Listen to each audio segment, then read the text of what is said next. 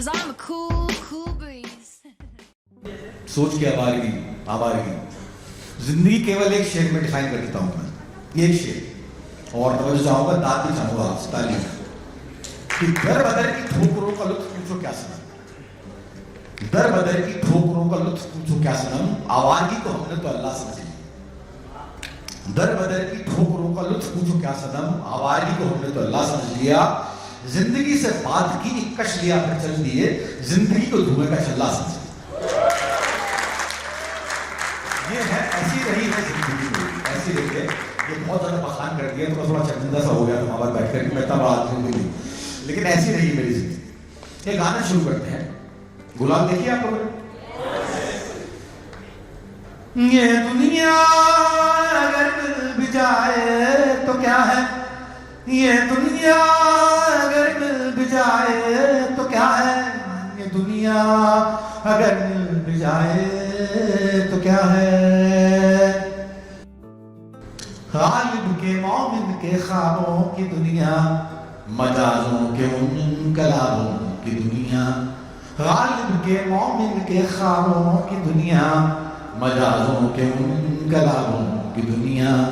फैज़ फिराकों साहिर मखदूम, मीर की ज़ौक़ की दागों की दुनिया।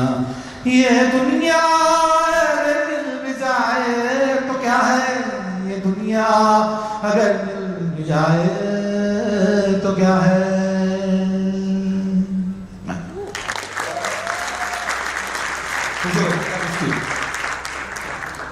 सोच की आवाज़, सोच की आवाज़ कितनी आवाज़ थी आपकी सोच सर? अरे बड़ी जबरदस्त तरीके से आवाज़ थी। मतलब जिंदगी में एक ही, जिंदगी में I had lust for life. मैं मरूंगा नहीं, बस मैंने एक वादा कर दिया था अपने आप से, मरना नहीं, कुछ भी हो जाए, भले कैसी भी विषम स्थितियां आ जाए, लेकिन मुझे मरना नहीं है, मुझे जिंदा रहना।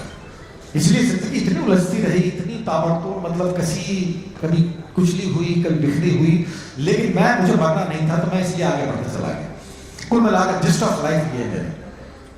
तो ये ग्वालियर का सीन हो या दिल्ली का सीन हो या इसका बॉम्बे का सीन हो, एस्टैब्लिशमेंट तो बहुत बाद में मिला मुझे। एस्टैब्लिशमेंट तो अभी मिला है मुझे कहीं जाकर, जब मैंने जो है शांति पाना शुरू कर दिया, जब मैंने सोचना बंद कर दिया कि मुझे और नहीं चाहिए, और नहीं चाहिए, और नहीं चाहिए, आप कहीं जाकर मैं स्थापित हुआ हूँ।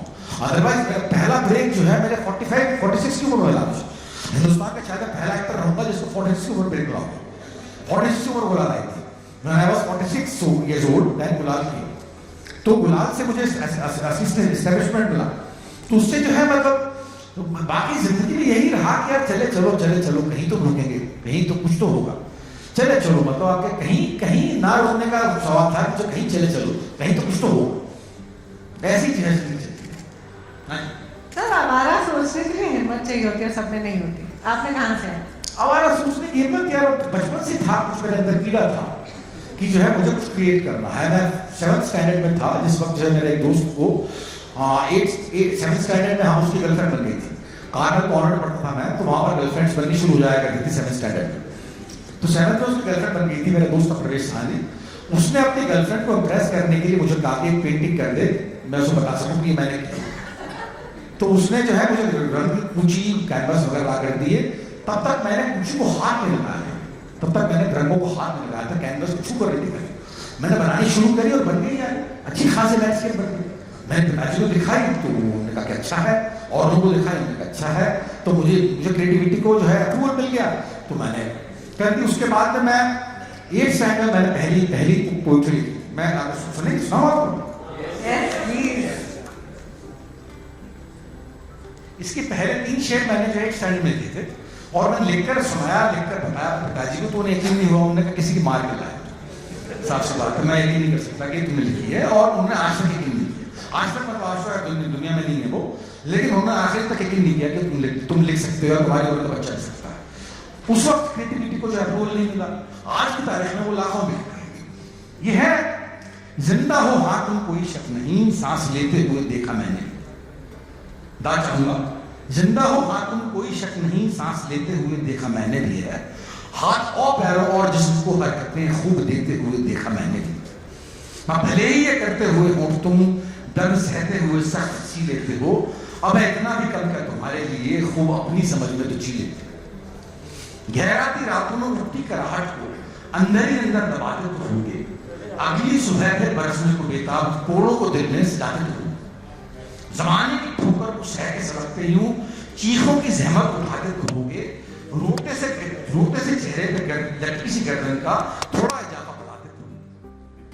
सोचा कभी है कि जिंदा यूं रहने के मतलब के माने हैं, कैसे कहीं जिंदा यूं रहने के माने पे थूके जो जिंदा यूं रहने का मतलब ही बदबू की बलगम को खुशबू की मरहम बता के भरम में उमलमल रहे, बदबू की बलगम को खुशबू की मरहम बता के भरम में उमलमल रहे, कीड़ा है वो सब कीड़ों की दुनिया में कीड़ा ही बन के घर पर रहे।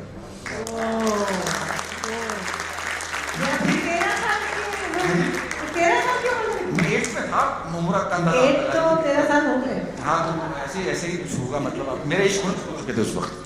सर 8 में मेरी वोकैबुलरी भी इतनी नहीं थी। हाँ तो ये बाद में तो ये मुझे इसी में बोलता हूँ, ये मुझे कहाँ से हुआ, कहाँ से आइडिया मिला, कहाँ से वर्ड्स आए, कहाँ से एक्सपीरियंसेस आए, ये मुझे कुछ मालूम नहीं। ऐसी वक्त में शायद हायर पावर पे यकीन होता है।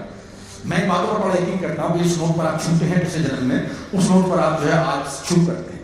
एंड वोल्फगांग मोजार्ट ने पहली सिम्फनी छठी 6 साल का था जब उसने क्रिएट कर दी, वो कहाँ से आया उसको म्यूजिक सेंस। ऐसे मुझे लगता है कि ये कहीं से था और जिंदगी में बड़ी सारी अड़चन लिखी हुई थी, और खुदा ने कहा है कि जब तक तुम इस पूरे करके को पार नहीं कर लोगे तब तक तुम्हें सैटिस्फैक्शन मिलेगी, और मैंने पूरे करके को पार किया। ये है कुल मिला। सर खुदा ने आपको टैलेंट तो दे दिया, लेकिन ग्वालियर जैसे छोटी सी जगह में, अरे बड़ी सुंदर जगह है। हाँ नो सुंदर है, लेकिन मैं सुंदर जगह है, जगह तो बहुत सुंदर है, लेकिन सारे पेरेंट्स ये चाहते हैं कि आप कुछ अफसर बनो, मतलब जब आप मेरे चाहते थे डॉक्टर बनना चाहते थे मेरे, मुझे मैं ब्राह्मण का लड़का यार, मुझे चीज भाड़ से नफरत होती है। मैं कहाँ लाशों को काटता फिरूंगा, मैंने कहा मैं कहाँ बंदों को काटता फिरूंगा, मुझे मतलब आपके कैसी हाथ पकड़ने से उल्टी जाए। तो मैंने कहा मैं यहाँ कहाँ फंसूंगा, कहाँ फंसा रहे हो। मैं पिताजी से बोला आपने, तो बोले कि घर में सब डॉक्टर है, एक तो खानदान बड़ा प्रॉब्लम देता है, खानदान में सब डॉक्टर्स थे, तो खानदान में अच्छा हमारा घर में जो है खानदान था हमारा बैंक बैलेंस 0, बैंक बैलेंस 0। ऐसे बंदे अधिक फंसते हैं जिनके पास से पैसे हो और खानदानियों को बात नहीं, लेकिन जिनके पास से पैसे नहीं हो और वो खानदानी कहलाए, ऐसे बंदे बहुत फंसते हैं। तो फंस गया था, तो उन्होंने कहा खानदानी हो तुम, तुम्हें इस तरह से किसी काम नहीं करना है, ये नाच गाना कविया शायरी करना ये जो कवियों का काम है, नस्कियों का काम है, तुम्हारा काम नहीं है। तुम्हें जो है आपके डॉक्टर बनना है और MS या MD बनना है, और तुम्हें आगे जाके जो चीज फाड़ी करनी है मरीजों की, और तुम ये करो। तो मैं मुझे मेरे मैं वो बोलते कुछ है कि तुम बायोलॉजी पढ़ो, मैं लिख देता, गलत मैंने लिख दी थी, हाँ प्रिय तुम हो निकट निशब्द मेरे पास में। हाँ मतलब मैं ये लिख देता, हाँ प्रिय तुम हो निकट निशब्द मेरे पास में, श्वास में हो तुम उपस्थित पटल विश्वास में, हाँ प्रिय तुम हो निकट निशब्द मेरे पास में। वो कहते हैं केमिस्ट्री पढ़ो, मैं बोलता क्यों प्रणय का हो निवेदन याद मंत्र दृष्टि भेदन, क्यों प्रणय का हो निवेदन याद मंत्र दृष्टि भेदन, क्यों रहे आवेग देह में, क्यों रहे ये देह में, मूक बैठे दो ही प्राणी न हो स्मरण क्या है वाणी, प्रेम ही बस हो निरंतर काल न बन पाए अंतर, स्वर्ग ही तो है छिपा इस अनकहे आवाज में, हाँ प्रिय तुम हो निकट निशब्द मेरे पास में। अब वो ये सुनते हैं और सुन के मतलब एप्रूवल का तो सवाल ही बदल था कि भोटू अगर एप्रूवल दे दिया तो उसका मतलब है कि बच्चे के सामने हार मान ली। तो वो ये बोलते कि यार ये ठीक है, मतलब अच्छी बात है, अच्छा लिखते हो, लेकिन पढ़ना तुम्हें फिजिक्स केमिस्ट्री है, और मुझे फिजिक्स नफरत थी खुदा कसम। मुझे केमिस्ट्री में जो है मॉलिक्यूल्स जो थे, मॉलिक्यूलर थ्योरी, वो मुझे ह्यूमन बीइंग लगती थी, डोनर प्रोटेक्टर एक्सेप्टर, ये सब मुझे लगता है कि ये अजीब सा बिहेव कर रहे हैं। तो मैं तब तक फिजिक्स नहीं पढ़ पाया जब तक कि मैंने 1999 में एक प्ले किया था एल्बर्ट आइंस्टीन पर। एल्बर्ट आइंस्टीन पर जब मैंने प्ले किया तो मुझे फिजिक्स समझने के सारे कारण आ गए। मैग्नेटिज्म, थर्मोडायनामिक्स वगैरह सब पढ़ लिया, न्यूटन्स लॉ ऑफ मोशन मैंने सब पढ़ लिया, पूरी बायोग्राफी पढ़ डाली आइंस्टीन की, क्योंकि मुझे परफॉर्म करना था। तब मुझे मालूम पड़ा कि जो है आपको परफॉर्म करने के लिए जरूर पढ़ना जरूरी होता है।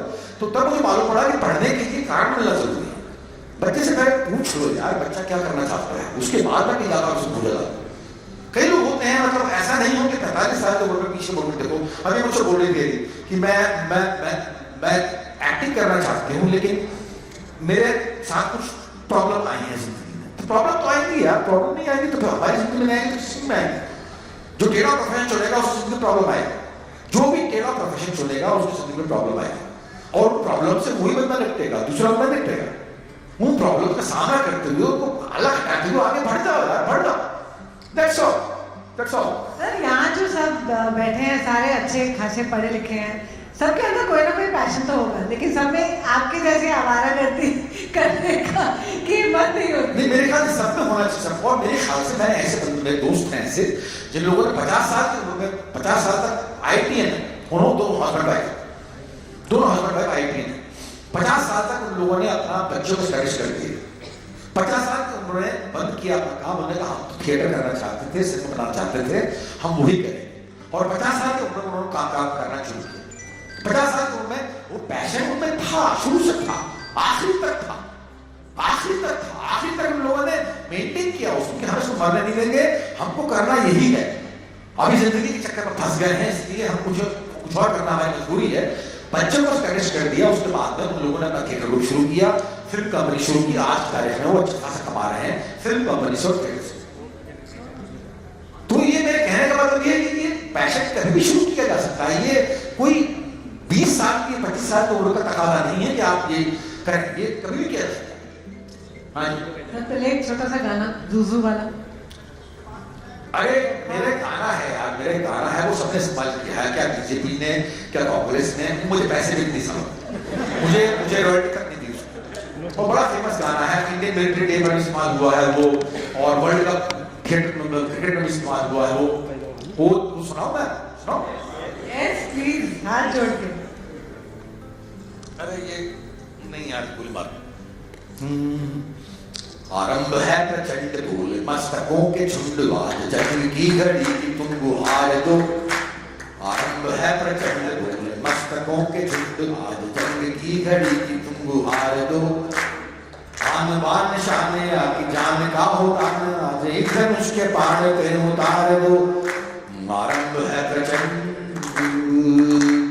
हो दया का भाव या कि शौर्य का चुनाव, या कि हार का हो घाव, तुम ये सोच लो।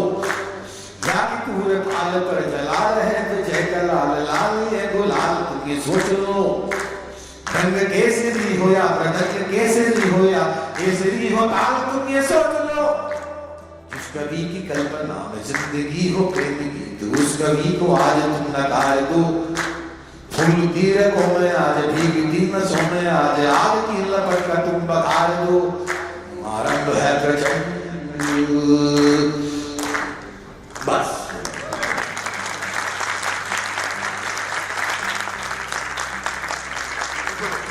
मुझे पता है आपने गाया था, आपने लिखा भी था। मैं लिखा क्यों शक है? शक करके कहा जाऊंगी सर, पर मैं आपकी वो परफॉर्मेंस कई बार देख चुकी हूँ। उस पिक्चर में कुछ एक अलग ही जुनून था आपके यहाँ। अनुराग कश्यप का जुनून था। एक्चुअली फिल्म जो है हमेशा एक बंदे का पॉइंट ऑफ व्यू समझ जाता है। न्यूयॉर्क फिल्म स्कूल में फिल्म बनाने के 2 रूल्स बताए गए। First rule is director is always right. पहला रूल है डायरेक्टर इज ऑलवेज राइट, और दूसरा रूल है कि if you have some other way, some other thought, then have a look at rule number 1। तो वहां पर जो है ये डायरेक्टर का ही पॉइंट ऑफ व्यू होता है। सिनेमा जो हमेशा डायरेक्टर का पॉइंट ऑफ व्यू होता है, उसी के हिसाब से बनता है। तो गुलाल का पूरा श्रेय मैं अनुराग कश्यप को देता हूँ। अनुराग कश्यप एक्चुअली एक ऐसा बंदा है, हमें छक मार के यही करना पड़ेगा कि हिंदुस्तानी सिनेमा में 2 फेजेस हैं, एक प्री अनुराग कश्यप, एक पोस्ट अनुराग कश्यप।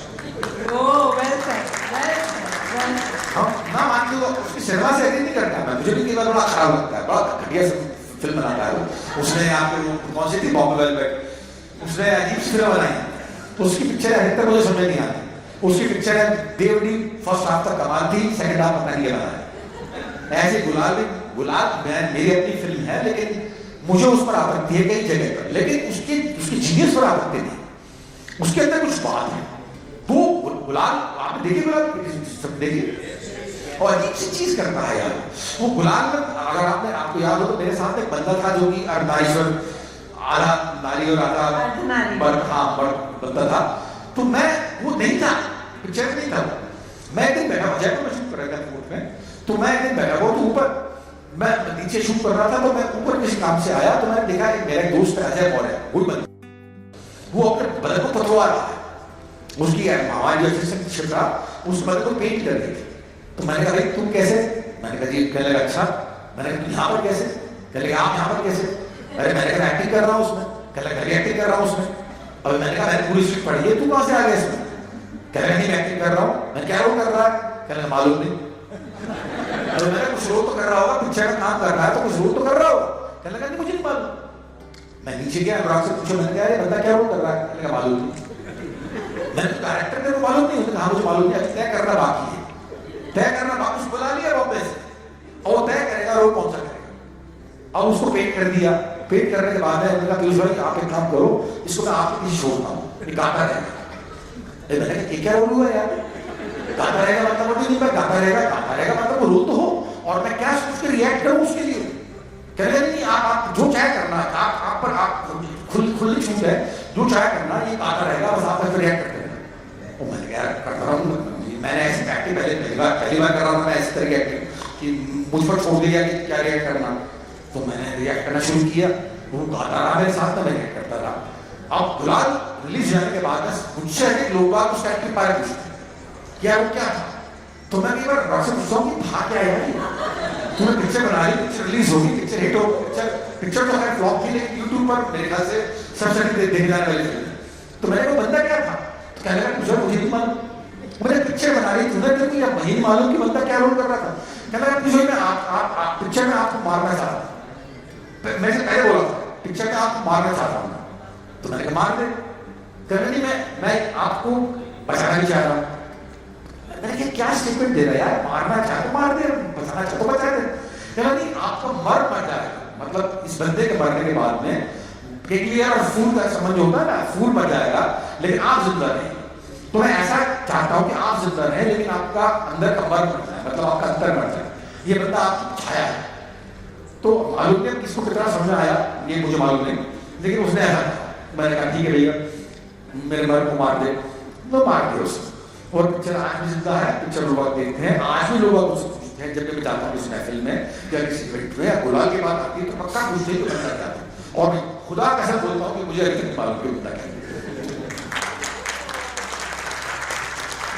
पर आपने उसमें जो उस कैरेक्टर के साथ जो अफेक्शन दिखाई है वो बहुत क्लियरली दिखती है। क्या अफेक्शन मतलब जो उनके साथ जो एक आपका जो कनेक्शन था वो बहुत क्लियरली, जब वो उसको गोली लगती है हाँ वो था, तो आप एकदम सुन खड़े होते हो। हाँ तो मुझे इंस्ट्रक्शन था ऐसा करने का कि मतलब उसने बता दिया था कि आपका मर मरेगा, मरने पर जो तो खड़ा होगा, तो मैं सुन हो गया, मतलब ये था।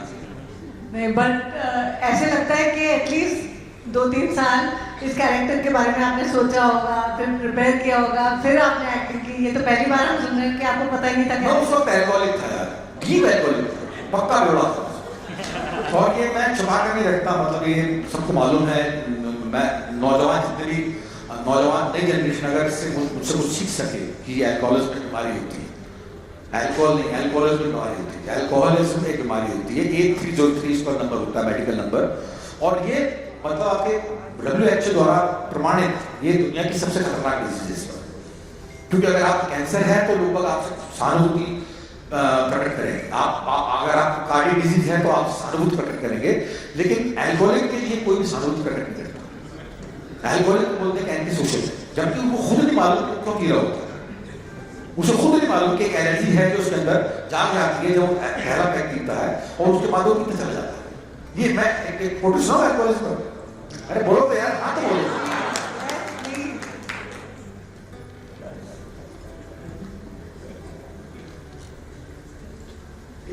बड़ी खतरनाक कोशिश है, शराब नहीं शराबी है, कहने अल्कोहलिज्म। ये मैं पक्का बेवड़े का दौर था, मुझे यकीन है अगर रवि तुम आते उस वक्त मुझसे मिलने के लिए 15 साल पहले, तो पहले तो आते ही सुन के जो है मेरा नाम सुन के आते ही नहीं, दूसरा अगर आते नहीं तो मैं तुम्हें घर से भगा देता, और अगर यहाँ आ भी जाता तो ये कितने भाई लोग भागते। आदत जिसको समझे, आदत जिसको समझे हो वो मर्ज कभी बन जाएगा। आदत जिसको समझे हो वो मर्ज कभी बन जाएगा, फिर मर्ज की आदत पड़ जाएगी। आदत जिसको समझे हो वो मर्ज कभी बन जाएगा, फिर मर्ज की आदत पड़ जाएगी, अर्थ न कुछ कर पाओगे। अगर तब्दीली की गुंजाइश में साथ दिया तो ठीक सही, पर उसने भी अगर छोड़ दिया तो याद रखना। जो बूंद कहीं बोतल की थी तो स्वाद नहीं बोतल का था, फिर पता नहीं कब वो बोतल का वो स्वाद सदी में बदल गया। हम चुप बैठ के सुन्न गुजरते लम्हे को ना समझ सके, वो कब भीगी उन पलकों की सुर्ख नमी बदल गई। और नींद न जाने कहाँ गई उन सहमी सिकुड़ी रातों में, हम सन्नाटे को चीन रात से भरा अंधेरा करते थे, फिर शहर शहर फिर कांप कांप के हम कलेजा हाथों में, जिसको ना वापस आना था वो गया सवेरा करते थे। जिसको समझो तुम मजाक वो दर्द कर मिल जाएगी, फिर दर्द की आदत पड़ जाएगी, अर्थ में कुछ कर पाओगे। अगर तब्दीली की गुंजाइश ने साथ दिया तो ठीक सही, पर उसने भी अगर छोड़ दिया तो यार बड़े पछताओ। और कट फट के हम बिगड़ चुके थे जब तुम आए थे भाई, और सभी रास्ते गुजर चुके थे जब तुम आए थे भाई।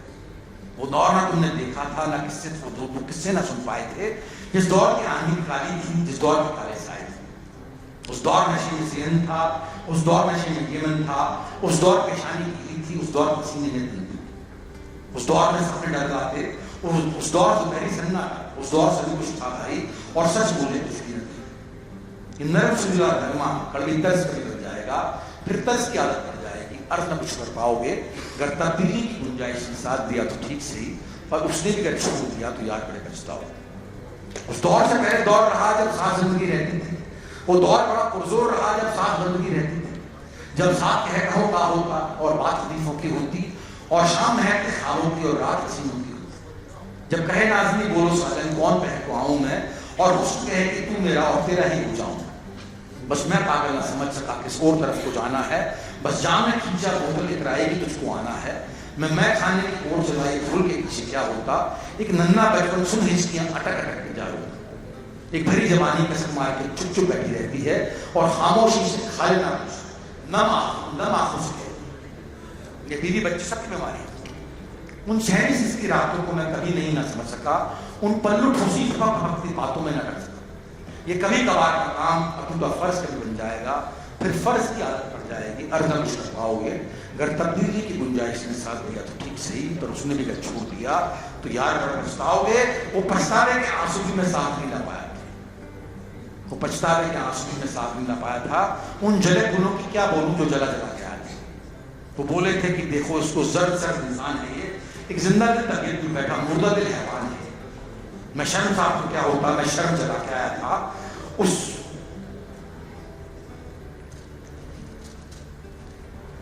मैं शर्म साहब तो क्या होगा, मैं शर्म जला के आया था उस सुख जान को सुख लाल में नहला करके आया। मैं आँख की लाली साहब जरूर मदहोश नहीं कह रहता था, खुंखार चुटकुले तंज लगी से बना बना के कहता था। ये दर्द को सहने का झूठा हमदर्द कभी बन जाएगा, हमदर्द की आदत पड़ जाएगी, अर्थ न कुछ कर पाओगे। अगर तब्दीली की गुंजाइश ने साथ दिया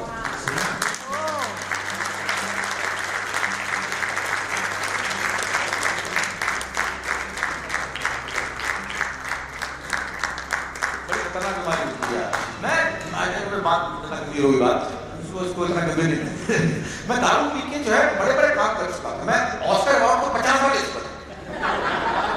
दारू पी के सबसे पहले चीज की फैंटेसी जाने, जो भी ट्रिप में होते हैं लोग बात सोचते होंगे कि जो हम नहीं कर सके वो हम कर। तो दारू मेरे घर में सैकड़ों ऑस्कर पड़े हुए हैं, और दारू पीकर मुझे किसी ने बोला कि पीकर लिखा भगे जाता है। तो मैंने भी लिखने की सोच ली। मैं बाहर में गया और मैं अपनी कॉपी और पैड साथ में ले गया, और मैंने उस दिन मैंने इकट्ठे जो है 6 जाम मंगवा लिए, जिससे कि लिखने में बाधा ना आए।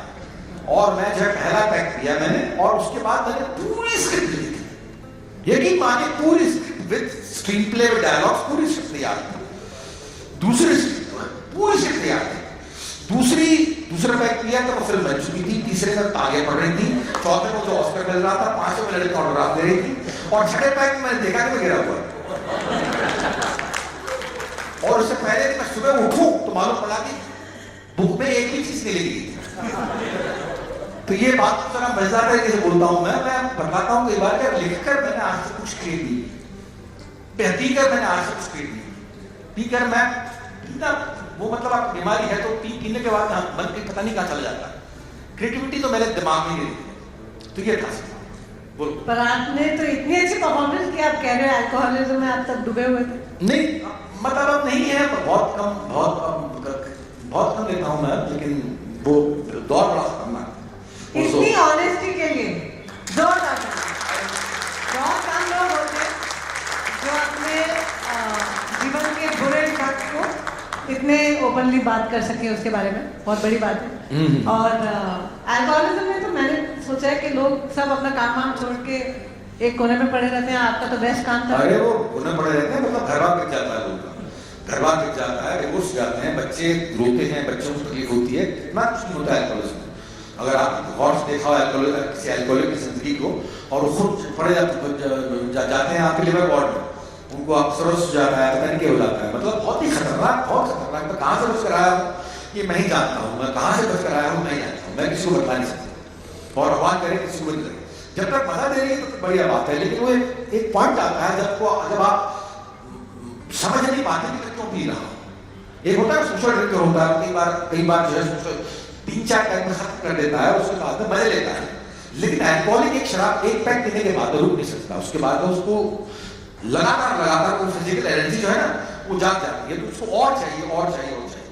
एनीवेज अल्कोहलिज्म खत्म हो गया, यहाँ पर खत्म करते हैं। आज बोलो नहीं, आज के जो यंगस्टर्स हैं, हर किसी छोटे से गांव में भी जाओ तो कोई हीरो बनना चाहता है, कोई एक्टर बनना चाहता है, आप क्या एडवाइस देंगे? यार मैं एडवाइस ये दूंगा कि यार जो करना है ये मतलब कंपैशन एक चीज होती है जिसको बहुत ही आसानी से लिया नहीं जा सकता, इतनी आसानी से हल्के मन से लिया नहीं जा सकता। आप लोगों को मालूम है कि जो बॉम्बे में आने वाला हर एक्टर नहीं होता। आप किसी से पूछे कि पेंटर कर सकता है, पेंट कर सकता है कि नहीं, तो कहता है कि नहीं कर सकता, तो इसका मतलब तो पेंटर नहीं हो। और किसी से पूछो तुम गाना गा सकते हो कि नहीं, हाथ मालूम पड़ जाएगा तो गाना नहीं गा सकता, डांस कर सकते हो कि नहीं, आगे कर सकते हो कि नहीं कर सकते। लेकिन किसी पूछो कि एक्टिंग कर सकते हो कि नहीं, तो कहते हैं हाँ एक्टिंग कर सकता हूँ, एक्टिंग कर सकता हूँ। मतलब एक्टर हर बंदा है, हर बंदा है। दुनिया के IAS IPS भी है, उनकी रिक्वेस्ट देखिए मैंने क्या एक पासिंग शॉट लगा दो, जिससे कि हम अगले दिन पार्टी में लोगों से पूछ सके कि हमने उसको पास किया था। आप बॉम्बे आने वाला हर बंदा एक्टर नहीं है, हर बंदे को समझना पड़ेगा कि वक्त रहते अगर हम समझ पाए कि हम ये चीज नहीं कर सकते, और वक्त रहते दूसरी लाइन चुन लेते बेहतर रहता है, जिंदगी बची रहती है। मैं 1 साल के लिए गया था बॉम्बे 1989 में, जब बहुत गया था, और उसके बाद में गया 2003। मेरे उस वक्त के साथी अभी तक इस आस में जी रहे हैं कि अगर हमको रोल मिल गया तो हम अभी शाहरुख खान को ठोक देंगे। अभी तक 2003 तक उनके पीछे सैकड़ों चले आए, इतनी जनरेशन चली है उनके पीछे, लेकिन उनको इस बात का होश नहीं है। उनको सिर्फ इस बात का होश है कि अगर हमको रोल मिल गया तो हम शाहरुख खान को ठोक देंगे, अमिताभ बच्चन ठोक देंगे, हम बहुत बढ़िया एक्टर हैं। वो कहते हैं जब जॉन अब्राहम एक्टिंग कर सकता है तो हम कर सकते। अब उन्हें बताओ, जॉन अब्राहम के पास में अच्छी फिजिक है, बड़ा खूबसूरत बंदा है, खूब लंबा चौड़ा बंदा है, और सिनेमा की पहली रिक्वायरमेंट एक्टिंग नहीं होती, सिनेमा की पहली रिक्वायरमेंट खूबसूरती होती है। आप दिखते कैसे हैं, आपके अपीयरेंस कैसी है, आपके अपीयरेंस से मालूम पड़ेगा कि आप एक्टर बन सकते हैं। एक्टिंग वाकई दूसरी मतलब सेकेंडरी चीज होती है। कई लोग ऐसे हैं जो एक्टर नहीं है, कई लोग आप खुद जानते हैं, नाम लेना चाहता, आप खुद जानते हैं कि कई लोग ऐसे हैं जो एक्टर नहीं है, लेकिन उनको मान्यता मिली तो एक्टर है, क्योंकि उनके पास कुछ और ऐसी चीजें हैं जो हमारे पास नहीं है। मेरी हाइट छोटी है, ये 2 बंदे अगर नहीं आए होते हिंदुस्तान में, लेट ओमपुरी साहब और वेरी मच अलाइव सूर्य शाह, ये लोग एक ट्रांजिशन फेज में आए थे, जब सिनेमा बदलने की चाहत रख रहा था, एक्टिंग बदलने की चाहत रख रही थी। हम लोग अगर एक्टिंग कर रहे हैं इन्हीं दोनों की बंदर की वजह से कर रहे हैं। एक बिना थोड़ी का आदमी था, एक चेरपट्टी चक्केदार थे, उनकी वजह से मैं मेरे जैसा मौजूदा बंदा और एवरेज लुक्स का बंदा आज एक्टिंग करने की कर पा रहा है और स्टैब्लिश है। मैं आज भगवान की दया से स्टैब्लिश हूं। तो ये 2 बंदे नहीं आते, हम लोगों को इनका शुक्रगुजार होना चाहिए कि इन लोगों ने आकर एक्टिंग को तो तब्दील कर दिया। तो ये बॉम्बे आने वाला हर बंदा एक्टर नहीं होता, और अगर आपको मालूम है 0.0001 बंदे बन पाते हैं यहाँ, और जो बाकी 99 पता नहीं कितने बंदे हैं जो कि उनकी इंडस्ट्री आपने देखी नहीं, क्योंकि उनको यहाँ बुलाया गया, मुझे बुलाया गया कि मैं बन चुका हूँ, लेकिन जिन लोगों को बुलाया नहीं जाता उनकी इंडस्ट्री आपने देखी नहीं है। रात को दारू पी के, शरस पी के, गांजा पी के, स्टैब्लिश बंदों की गाड़ियों में कांच फोड़ देते हैं। हमारा मुकेश शारदा बेचारा कास्टिंग डायरेक्टर, उसकी गाड़ी के कांच फोड़ देते हैं कि हमें कास्ट नहीं किया। अरे कास्ट नहीं किया, कास्ट होने के लायक नहीं होगा, तो कास्ट नहीं किया इसका मतलब है कि कास्ट होने के लायक नहीं, लेकिन एक्सेप्टेंस नहीं, एक्सेप्ट नहीं करना चाहते। उसको मिल गया हाथ कर, उसको मिल गया काबिल है वो, और बीच में नवाजुद्दीन सिद्दीकी जैसे लोग आकर और 50 लोग बिगाड़ जाते हैं कि नवाज जब बन सकता है तो हम तो नहीं बन सकता। साल स्ट्रगल किया है, जैसे जूनियर है एनएसडी में, वो एनएसडी में पढ़ते हुए बहुत बड़े एक्टर था, उसने 15 साल स्ट्रगल किया, उसके अंदर कुछ दाग है जो आपके अंदर नहीं है, एक्स फैक्टर है, एक्स फैक्टर होता है ना, वो उसके अंदर है जो आपके अंदर नहीं है, लेकिन इस बात को कबूल करना वो मुनासिब नहीं समझते। तो यही है मतलब आपके उनकी इंडस्ट्री बहुत बड़े खतरनाक लोग हैं, बहुत ही परेशान लोग हैं, फ्रस्ट्रेटेड लोग हैं कि हम क्यों नहीं कर पाए और 60 की उम्र हो रही है, लेकिन अभी तक उनके अंदर ये लालसा है कि अगर आज भी रोल मिल जाएगा तो हम आज भी कर दिखाएंगे जो अमिताभ बच्चन करते हैं, जो शाहरुख खान करते हैं। सक्सेस कितना इम्पोर्टेंट है? सक्सेस इम्पोर्टेंट है ना भाई, बात सुन जाती है। अब मैं सक्सेसफुल नहीं तो आप बुलाते मुझे यहाँ पर। सक्सेस इसलिए इम्पोर्टेंट है कि आप बात कहने का जरिए मिल जाता है, बात कहने का प्रोग्राम मिल जाता है। 50 बातें जो मैं पहले कहना चाह रहा था, मेरी बातें सुनी नहीं जाती थी किसी जमाने में कि जो है बातें क्यों सुने, ये सक्सेसफुल नहीं है, ये नामचीन बंदा नहीं है। आज की तारीख में लोग सुनते हैं बैठकर, कम से कम 5 लोग सुनते हैं बैठकर, आप लोग तो बहुत लोग हैं, 5 लोग सुनते हैं बैठकर कि हाँ भाई दूसरे बोल रहे हैं तो कुछ बात होगी, तो बात सुनी जाती है, बात कहने का मौका मिलता है। उससे याद आया आपका इलीगल का मैंने ट्रेलर देखा। वो सीरीज क्यों देखी जी? सीरीज क्यों नहीं देखी? सीरीज, हाँ पहली वाली सीरीज थोड़ी बहुत देखी थी। अरे थोड़ी बहुत नहीं, पूरी देखी चीज। अभी सेकंड वाली पूरी देखूंगी। देखो गलती होगी, माफी सरकार। हाँ। अच्छा नहीं, उसमें ट्रेलर में आपकी सॉलिड प्रेजेंस लग रही है। नहीं वो ठीक है, मतलब मैं लड़की को देख ही नहीं रही थी, I mean very sorry to say, लेकिन प्रेजेंस वो कहाँ से आती है? कहाँ से आती है मुझे मालूम है, जादू है तो आ जाती है कहीं से। जनार्दन जेटली के बारे में कुछ बताइए ना। अरे ये तो खामा बोल करूंगा लोगों को मैं। अरे मैं आपको कोट सुनाऊं? अरे हाँ बोलिए करो यार। बेस्ट आइडिया, जोर से यस यस जोरदार तालियां। और देखिए ये पोएट्री बड़ी नटखट पोएट्री है, तो इस पर जमकर दाद दीजिएगा, आपको बड़ा मजा आएगा। ये मेरी बहुत पुरानी पोएट्री है। हमारे एक फैज साहब हुए थे ना, फैज साहब, उन्होंने एक बात कही थी कि वो लोग बहुत खुशकिस्मत थे, वो लोग बहुत खुशकिस्मत थे जो इश्क को काम समझते थे या काम से आशिकी करते थे। वो लोग बड़े खुशकिस्मत थे जो इश्क को काम समझते थे या काम से आशिकी करते थे। हम जीते भी मसरूफ रहे, कुछ इश्क किया कुछ काम किया।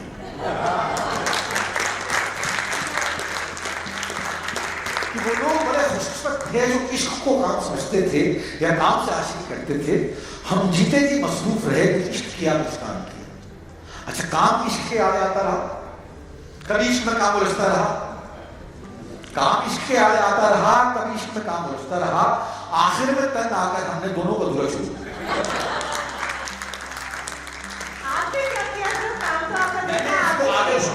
मैंने इसको आगे बढ़ाया। मुझे फैज साहब बड़े प्रिय हैं, किसके प्रिय नहीं होंगे, लेकिन आखिरी शेर से मुझे बड़ी प्रॉब्लम थी कि जो इश्क को दूर छोड़ दिया। इश्क को दूर छोड़ने वाला पापी आशिक होता है, और ये दर्जा किसी फकीर शर्त ना हो। और काम को दूर कैसे छोड़ सकते हैं? तो मैं ये बड़ी नटखट नजर से बोल रहा हूँ, जम के दाद दीजिएगा और बसे लीजिएगा कि वो काम भला का काम हुआ जिस काम का बोझा सर पे है। वो काम भला का काम हुआ जिस काम का बोझा सर पे हो, और वो इश्क भला का इश्क हुआ जिस इश्क का चर्चा करते हो।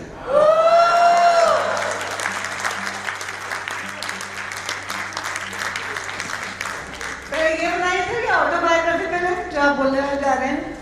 हाँ, ये मेरे शराबे के फेस के बहुत सारे शेर थे जो मैंने लिखे थे, करीब 1,000 शेर लिख लिए थे।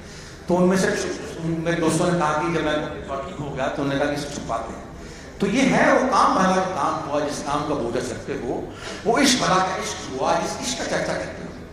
वो काम भला का काम हुआ जो मटर सड़ी का हल्का, वो काम भला का काम हुआ जो मटर सड़ी का हल्का हो। वो इश्क भला का इश्क हुआ जिसमें दूध हल्का हो। और वो काम भला का काम हुआ जिसमें न जान लड़ती हो। वो काम भला का काम हुआ जिसमें न जान लड़ती हो। वो इश्क भला का इश्क हुआ जिसमें न बात बिगड़ती। काम भला का काम हुआ जिसमें न जान लड़ती हो। वो इश्क भला का इश्क हुआ जिसमें न बात बिगड़ती है।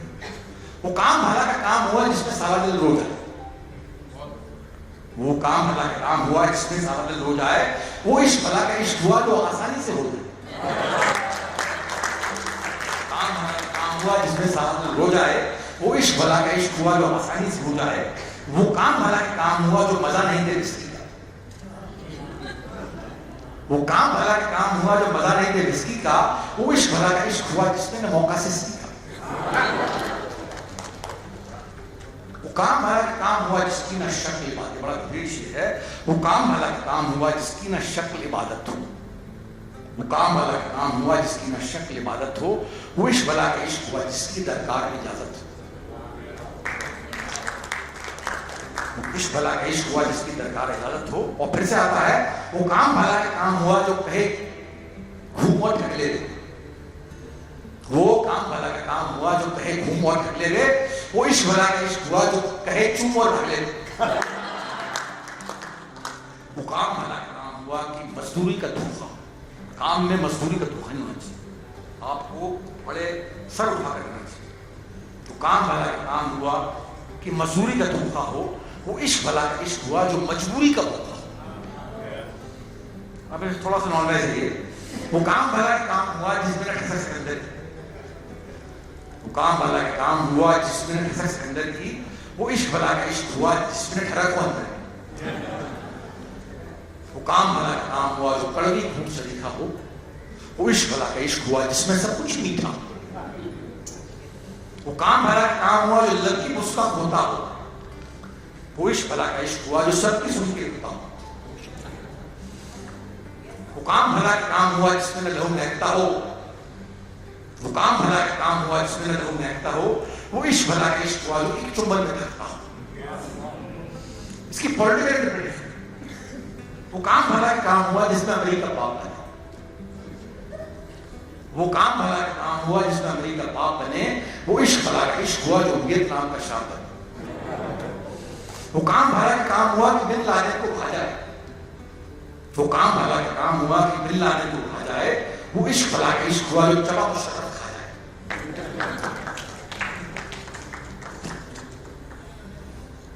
वो काम भला का काम हुआ जिसका सामा खुद खुश हो ले, और वो इश्क भला का इश्क हुआ जो एटम बम से खुश हो ले। और वो काम भला का काम हुआ जो दुबई फोन पे हो जाए, वो काम भला का काम हुआ जो दुबई फोन पे हो जाए, वो इश्क भला का इश्क हुआ जो मुंबई आके खो जाए। जो काम भला का काम हुआ कि सुस्त जिंदगी हरी लगे, वो इश्क भला का इश्क हुआ कि लेडी बैकबैक करी लगे। वो काम भला का काम हुआ जिसमें चीखों की आशा हो, वो काम भला का काम हुआ जिसमें चीखों की आशा हो, वो इश्क भला का इश्क हुआ जो मजहब और भाषा।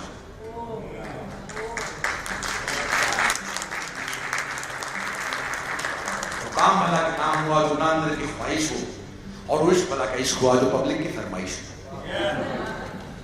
वो काम भला का काम हुआ जो कंप्यूटर पर खटखट। हमारी जनरेशन ने सब कुछ मिल लिया, हमारी जनरेशन को। हमने एक चीज खो दी, पिटा हुआ आशिक। हर मोहल्ले में एक पिटा हुआ आशिक हुआ। जब आप लोग, मतलब मेरी उम्र के लोग जब जवान, मैं तो अभी जवान हूँ, 7 साल तो हो गया, मैं भी मतलब तो जवान हूँ, तो मैं अपने आप पूरा कहता हूँ। लेकिन एक जब ये नेट का जमाना नहीं आया था, उस वक्त एक फिनोमेनन हुआ करता था, पिटा हुआ आशिक। मोहल्ले में हम देखकर कह दिया करते थे कि यार वो पिटा हुआ आशिक है, वो जो है मुकेश गाने गाता है भाइयों पर जाकर, और उसकी बड़ी बड़ी दाढ़ी है, और जो है वो आपकी मतलब थैला लेके घूमता है, तो वो पिटा हुआ आशिक था। वो नेट ने गायब कर दिया। आज की तारीख में दिल नहीं टूटते, आज की तारीख में ब्रेकअप होते, आज की तारीख में खत नहीं, खत गायब होते। खत जो है जाहिर करने का सबसे बड़ा तरीका, खत का होना बहुत ही इंपॉर्टेंट है। लड़की का कपड़े सुखाने आती है, पतंग पर जो है खत लिख कर डाल दिया करती, वो अब मुझे खत का जवाब दे दिया करती, वो चीज गायब हो गई। आज की तारीख में तो आप क्या लड़की बोल दिया, बस दैट्स ऑल, हो गया कहानी, और नहीं होता, ब्रेकअप कर लो, बात खत्म हो। तो काम भला, आपने कभी जिंदगी में खून से खत लिखे हैं? मैंने लिखे। हम जो है कसाई की दुकान पर बैठ जाया करते थे, मांस पे बैठते,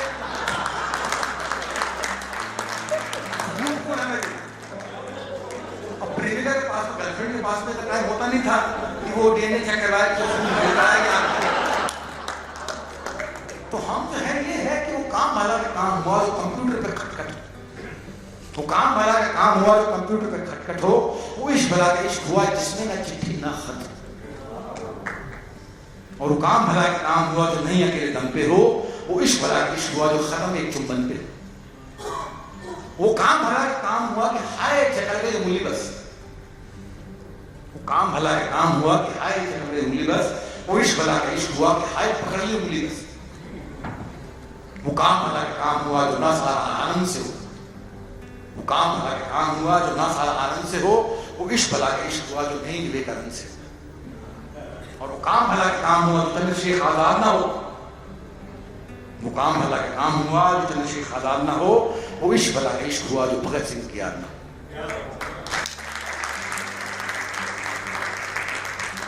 बस यही है और तो कुछ नहीं है।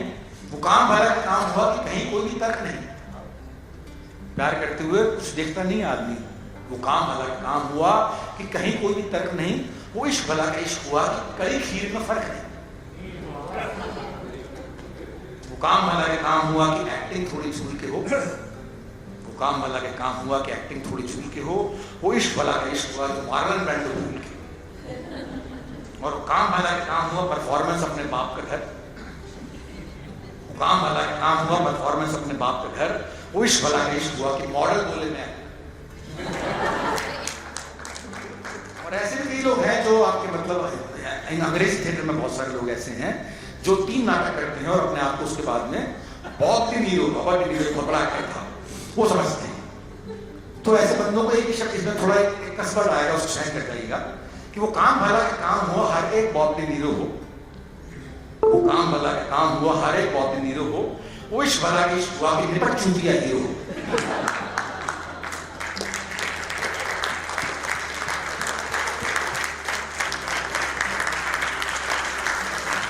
बहुत ही मजेदार, बहुत ही मजेदार।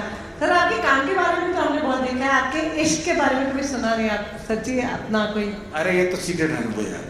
वो चीज तो सीक्रेट है। आपने कहा था मैं अपने बारे में बहुत बोल चुका हूँ एक्चुअली। जितना उजागर मैंने अपने बारे में किया उतना कम लोगों ने किया होगा। मैं अपने बारे में बहुत बोल चुका हूँ। अपने अल्कोहलिज्म के बारे में, अपनी जिंदगी के बारे में, मैं कैसा बंदा था, कैसा उससे जो निजात मिली मुझे। मतलब कई बार अपने बारे में सब कुछ खोल कर रख दो ना तो फिर सामने वाले के पास में इल्जाम लगाने के लिए समझ नहीं। इल्जाम क्या लगाऊं? मैं बोल चुका पहले से। इल्जाम किस बात का लगाऊं? मैं पहले से बोल चुका हूँ ये हर चीज को। तो इसलिए जो है आपके अपने बारे में सब कुछ खोल कर रख देना चाहिए। जमाना भले शुरू में हो सकता है कि किसी को बुरा लगे, लेकिन लेटर फेज में सब सहज हो जाते हैं। हाँ यार ये बंदा सच्चा है, ये बंदा ऑनेस्ट है, ये बंदा अपने आप के साथ ऑनेस्ट है। रिग्रेट है कोई आपको? रिग्रेट ये है कि अगर मैं जल्दी आता था बॉम्बे, मैं 40 साल की उम्र में आया, रिग्रेट यही है कि मुझे शायद जल्दी आ जाता मैं बॉम्बे तो शायद अच्छा रहता। क्योंकि मैं तब आया 20 साल थिएटर करने के बाद दिल्ली में 20 साल थिएटर किया, मैं बिल्कुल चरमरा गया था। मतलब आपके financially background, emotionally exhausted, physically exhausted. मेरे एक बेटा था, मेरी बीवी थी, मेरी माँ थी। तो उन सबको लेकर बॉम्बे आना परिवार को लेकर बिना किसी काम के, ये किसी शुरू के काम से होता है। अगर आपको कुछ मालूम हो हमारी इंडस्ट्री के बारे में तो बिना किसी काम के तीनों बंदों को साथ लेकर आना ये बहुत ही बहादुरी का काम होता है। यहाँ मैं अपने आप को बहादुर मानता हूँ, लेकिन यहाँ मैं आपको अपने आप को कमजोर मानता हूँ। वहाँ पर मैंने वक्त जाया किया, मुझे शायद और पहले आ जाना चाहिए था। तो मैं इंडस्ट्री में और काम कर पाता। वहाँ पर मैं थिएटर कर रहा था, थिएटर में सेटिस्फेक्शन था, बहुत बड़ी सेटिस्फेक्शन था, लेकिन कुछ गेन नहीं था फिजिकली। मतलब आपको मेंटलिस्टिकली कुछ भी गेन नहीं था। तो मैं एग्जॉस्ट होकर आया था, वहाँ चरमरा कर आया था। और मैं अपने आखिरी दिनों में शराब पिया करता था और मैं प्रे करा करता था कि मुझे इतनी हिम्मत मिल जाए कि मैं अपने परिवार को लेकर जो है बॉम्बे आता हूँ। तो पत्नी ने बहुत साथ दिया, मेरी पत्नी साथ देती हैं अक्सर, और शराबी की पत्नी तो बहुत साथ देती है। शराबी बहुत जिला होता है, मतलब ऑर्डर पत्नी इतना साथ इतना जानती नहीं है पति उस समय शराबी की पत्नी जानती थी। एल्कोहलिक की वाइफ थी, एल्कोहलिक है नैक ऑफ एल्कोहल। हम लोगों को जो है नैक मिलता है आपके अच्छी बीवियां होने का, तो सब समझती है। तो आज तारीख खुश भी रखता हूँ। तो आप लकी रहे, बहुत लकी रहे, इस मामले में बहुत लकी रहे। फैमिली का सपोर्ट, फैमिली का सपोर्ट, पेरेंट्स का सपोर्ट नहीं मिला था। पेरेंट्स का सपोर्ट नहीं, पेरेंट्स का सपोर्ट मिला। उसके बाद मैं जब बन चुका था तब मेरे पेरेंट्स रहे नहीं है जिंदगी में, तो जा चुके थे, मैं माफी नहीं मांग पाया। मैं बहुत कर्ट रहा था पेरेंट्स के प्रति, बहुत ही कर्ट रहा। मतलब आप लोग मुझे नहीं समझ पाए, इस चीज का गुस्सा मुझे बहुत ज्यादा था। जबकि मुझे समझ मैं जब जवान हो चुका था, जब स्टैब्लिश हो चुका था, तब तो मुझे माफ कर देना चाहिए था। लेकिन मैंने अपने फादर को कभी माफ नहीं किया, जो कि मरने के बाद ये गम मुझे अभी तक है कि मैंने अपने फादर को अभी तक माफ नहीं किया, कभी मरने तक माफ नहीं किया। मेरे ख्याल से आदमी 7 साल के बाद में दोबारा बच्चा हो जाता है। मेरे फादर के जो बच्चे हो गए थे, मतलब बालक जैसे थे वो, असहाय थे, बहुत असहाय, हेल्पलेस। उस वक्त उन्हें अपनी बेटी दरकार थी, लेकिन बेटा उनके पास नहीं था। तो उस वक्त जो है मेरे ख्याल से मुझे उनका सहारा मिलना चाहिए था, वो गलती मैं रिग्रेट करता हूँ। आप आगे हमारे यंगस्टर्स के लिए आप हेल्प करेंगे तो वो काफ़ी बैलेंस हो जाएगा ना। हाँ बिल्कुल बिल्कुल बिल्कुल बिल्कुल।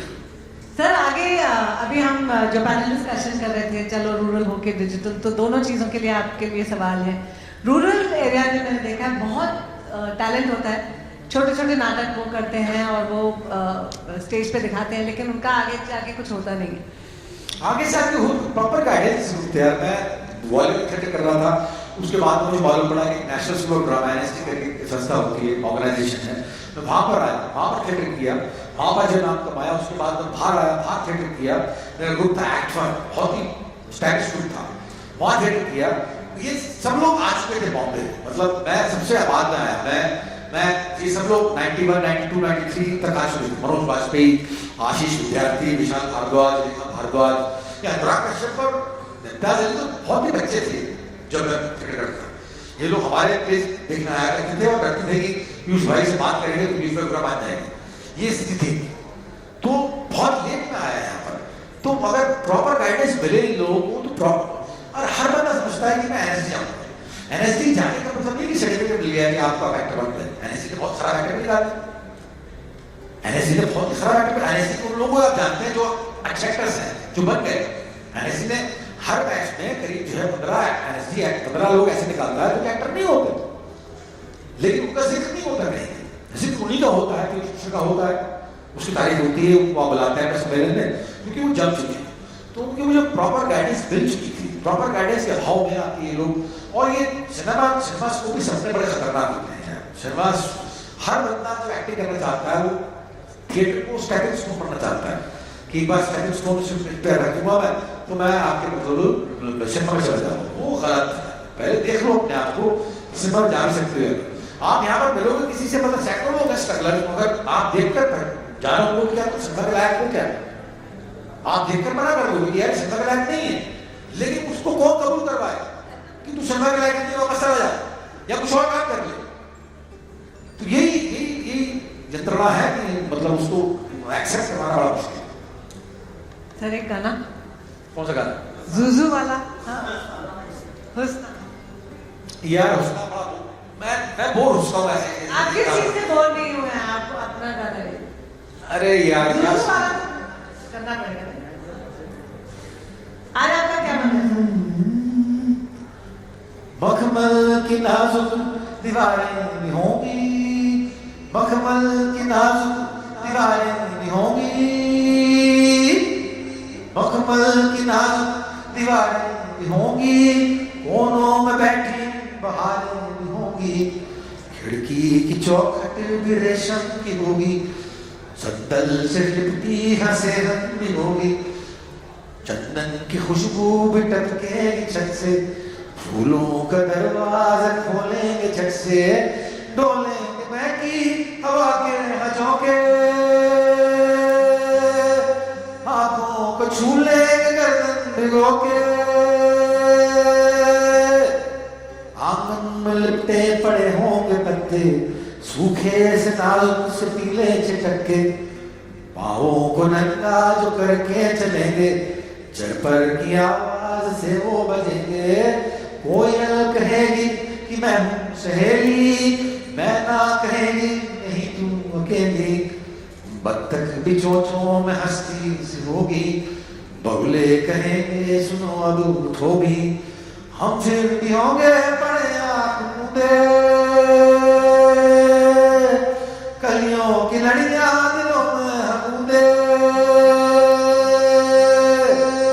भूलेंगे उस पार के उस जहां को जाती है कोई डगर, जाती है कोई डगर, चांदी के रातों चांदी के तारों से रातें बुनेंगे तो चमकीली होगी शहर, उजला ही उजला शहर होगा जिसमें हम तुम बनाएंगे घर, दोनों रहेंगे कबूतर से जिसमें होगा नवाजों का डर।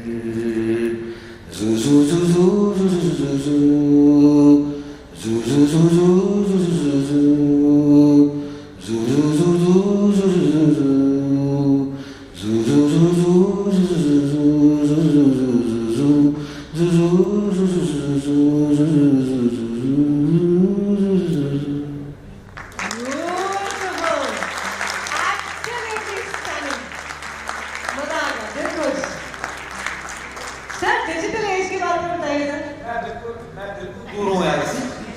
मुझे समझ नहीं आती अभी जो आप लोग बात कर रहे थे उससे पहले जो पैनल था, मैं करीब आधे घंटे पहले आ चुका था। तो मैं वो फल देख रहा था यार, मैं मुझे तो खाली करके नजर आ रही थी। जो अपना नजर आ रहा था मुझे चारपाई थी, एक मटका था, एक जग एल्यूमिनियम का गिलास था और लालटेन।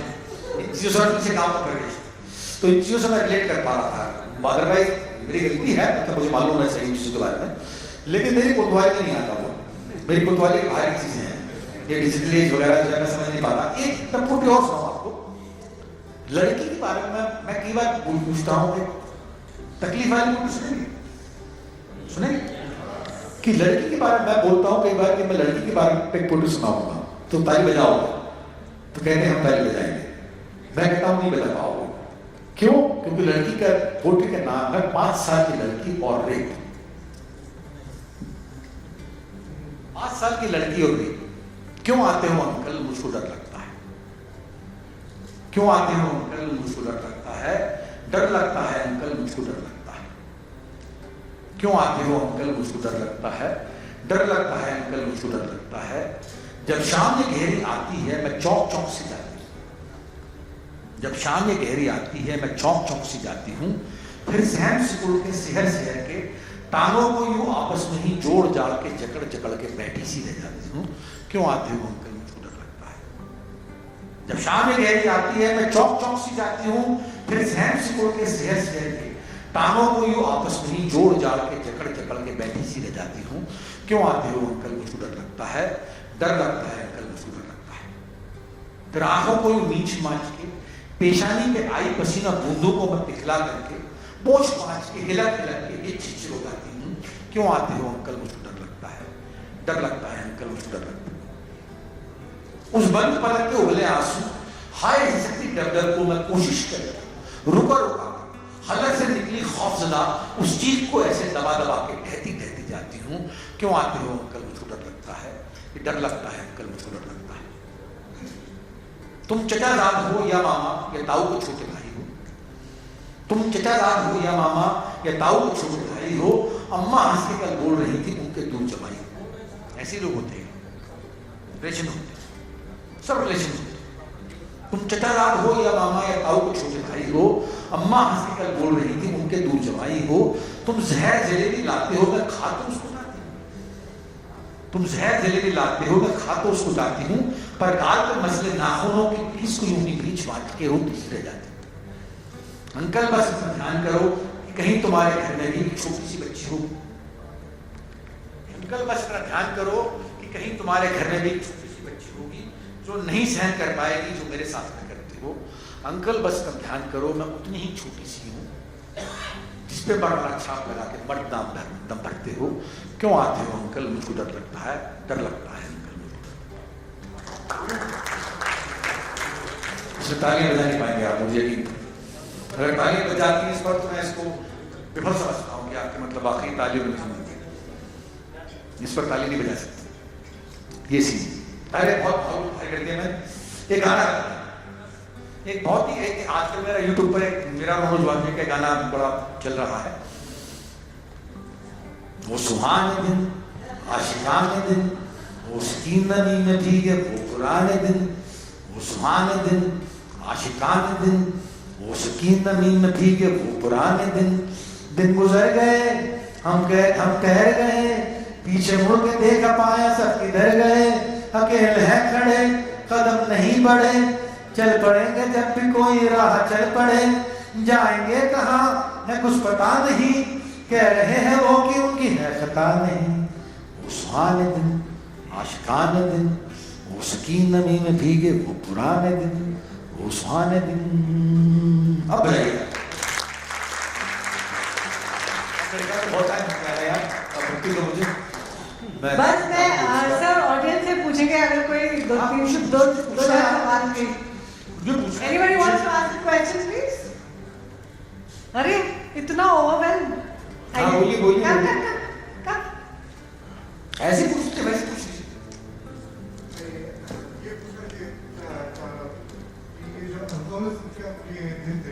बॉम्बे आने के पहले थे? नहीं बॉम्बे आने के बाद? नहीं बॉम्बे आने के पहले। आप उसमें से बाहर गए? बाहर यार मुझे कुछ लोग मिले जिनका नाम बता नहीं सकता। उन लोगों ने मुझे बताया कि ये स्पिरिचुअल प्रोग्राम है, एक लेने की कोशिश करो। और उन लोगों ने बताया कि क्या तुमने कभी सेल्फ चेक किया नहीं? तुम्हारे अंदर इतनी सारी चीजें दबी हुई हैं, इनको बाहर निकाला है। उन लोगों ने बोला कि अल्कोहल इज जस्ट सिम्टम, नशा सिर्फ सिम्टम होता है, इससे कारण को सॉल्व होता है। तो मॉरली तुमने अपनी मॉरल इन्वेंटरी ली है क्या कभी? तो मैंने वो ली, और वो बड़ी कड़ी इन्वेंटरी होती है यार। जो कुछ आप करके आए होते हैं उसे किसी के सामने पकना पड़ता है, भले वो आप साइकियाट्रिस्ट हो या रिकवर्ड अल्कोहलिक हो, पकना पड़ता है। मतलब उल्टी करनी पड़ती है, बाकायदा जॉब करके आए हैं, वो सब कुछ बताना पड़ता है उसको। वो दौर बड़ा खतरनाक रहता है, आप और भी चले जाते हैं, लेकिन रिकवरी उसी से। ये इसकी स्पिरिचुअल रेमेडी है, इसके अलावा डॉक्टरों के पास में कोई इलाज नहीं है। ग्रेट फिजिशियंस जो है आपके हाथ खड़े कर चुके हैं कि अभी तक तो इसका इलाज आया नहीं, आगे आ जाए तो मैं तो पहला बंदा होगा जो लाइन में खड़ा होगा। इमोशनल थेरेपी होती है। हाँ, मैं तो पहला बंदा होगा जो लाइन में खड़ा होगा। अगर अल्कोहलिज्म को नॉर्मल शराबी में बदलने का इलाज आ जाए तो I will be the first person तो ये दे दे मेरे को, शराबी नहीं है। तो ये स्पिरिचुअल थेरेपी होती है, मतलब मॉरल इन्वेंटरी लेनी पड़ती है। उससे कहीं जाकर जो आपके तभी कहीं जाकर अभी तक तो जो देखा गया अभी तक के हालातों के हिसाब से वही बंदा नहीं पड़ पाया ऐसे जो कि अपनी ऐसी इन्वेंटरी लेता है। That's all. Anybody else, please? हाँ जी, हाँ जी।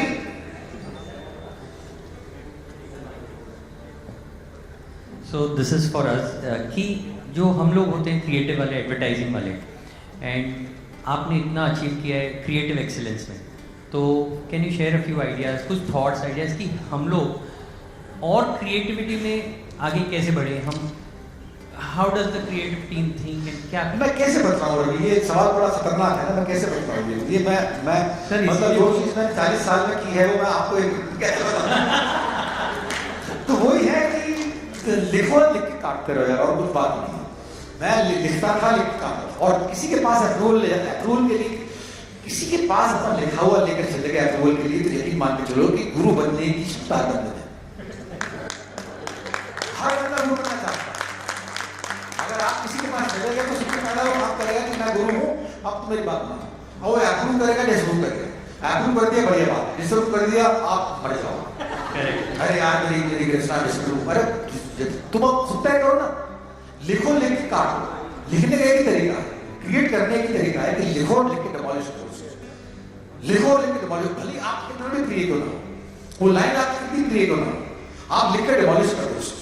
उसके बाद में जाकर क्रिएटिव हो। अगर आपने लिखे से बहुत प्यार करना सीख लिया तो फिर आप कभी क्रिएटिव नहीं सकते। अपने लिखे से थोड़ा अलग रहना सीखो, अपने क्रिएटिविटी से थोड़ा अलग रहना सीखो। तब कहीं जाकर आप इतना डिस्टेंस देखोगे अपने आप को, तब कहीं जाकर आपको समझ आएगा कि हाँ ये क्या है। अपने क्रिएट किए हुए चीज को 2 साल बाद देखो, तब तक आपकी दृष्टि और साफ हो चुकी होगी कि क्या कैसा लिखा था मैंने, क्या क्रिएट किया था मैंने। तब कहीं जाकर आप उसको साफ तरह से देख पाओगे। अगर किसी के पास ले गए अप्रूव कराने के लिए तो वो तो आपको जिस तरह रूप करेंगे, वो कमाल करेंगे, फिर आप कभी लिख नहीं पाओगे। फिर आप जाते रहोगे हमेशा कि जो है मैं उसके पास ले जाऊँ, उसको अरे उसको कौन है साला दूसरा बंदा, क्यों ले जाते हो उसके पास? आप खुद करोगे। Thank you very much. Any other questions, please? Please go. हाँ जी पूछिए। हाँ जी बोलिए।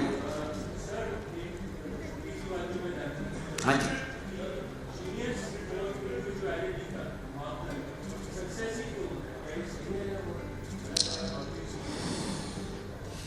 टेढ़ा सवाल लगा वाकई। नहीं होना चाहिए सर, नहीं होना चाहिए, कायदे से नहीं होना चाहिए।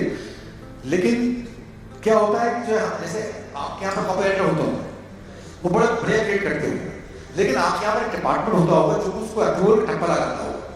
जब तक जो है आपके कॉपीराइटर को अपनी लाइंस अप्रूव नहीं मिल जाए तब तक वो क्रिएटिविटी नहीं जाएगा।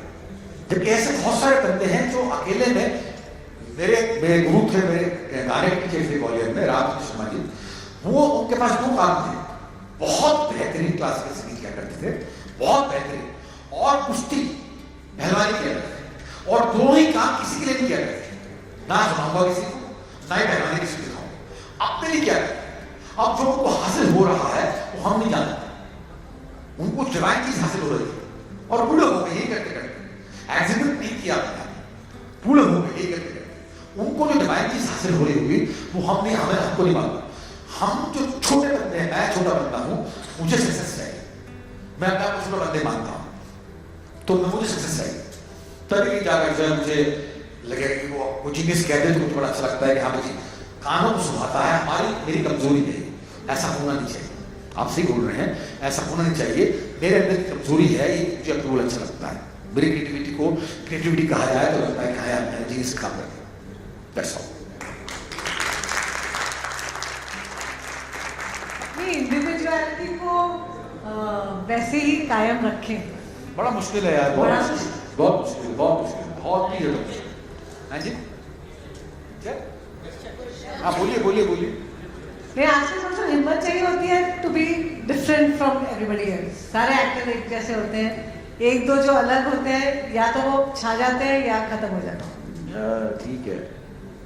सर मेरा एक क्वेश्चन है। हाँ जी बोलिए। जैसे कि अभी आपने जो सक्सेस पा ली है, अभी जैसे कि आदमी स्ट्रगलिंग टाइम में होता है, तब आदमी सोचता है कि अगर मैं ये नहीं बन पाया तो मैं कुछ और बन पाऊँ। जैसे कि 2 रास्ते होते हैं, वैसे आप अगर इसमें सक्सेस नहीं होते तो और क्या बनना चाहते हैं? मैं तो कल से शराब पी के मर चुका हूँ। ग्वालियर की गलियों में मैं शराब पी के मर चुका हूँ। मेरी जिंदगी यही थी, अगर मैं नहीं बन पाता एक्टर या क्रिएटिव फील्ड में नहीं आ पाता तो मैं अब तक शराब पी के बेड़ा बन के मर चुका होता। ये क्लियर कट बात थी, क्योंकि जो है हालांकि ग्वालियर में मैंने शराब नहीं पी थी, देर से लगा मुझे रोग, दिल्ली आने के बाद लगा, लेकिन बाहर जाता मतलब रोग क्या, रोग को लगना होता है कहीं से, रोग तो पकड़ लेता है अपने आप। तो यही था, जहाँ तक मेरा सवाल है तो मैं शराब पी के मर चुका होता। और लोगों का सवाल है, और लोगों से मतलब ये उनसे पूछिए कि आप अगर ये नहीं करते तो क्या क्या करते। मैं अपने बात चाहता हूँ। Genius doesn't have any alternative profession. और कोई सवाल? हाँ बोलिए। कमर टूट गई यार। हाँ Good evening, sir. Quickly, और quickly. इसलिए Let's finish quick. You have an amazing voice. My question was very simple. Have you, is it naturally blessed voice or have you really worked hard for this voice? इसलिए मैं अपने आप को talented नहीं कहता, मैं अपने आप को गिफ्टेड कहता हूँ। This amazing voice. हाँ गिफ्टेड हूँ मैंने कुछ भी नहीं किया। आज की तारीख में जो है फर्म मानना है मेरा कि मैंने कुछ भी नहीं किया है, मुझे गिफ्ट मिला है। इस गिफ्ट को ढंग से सेव कर सकूँ, उसको मैं आगे बढ़ाऊँ, वही मेरी सफलता है।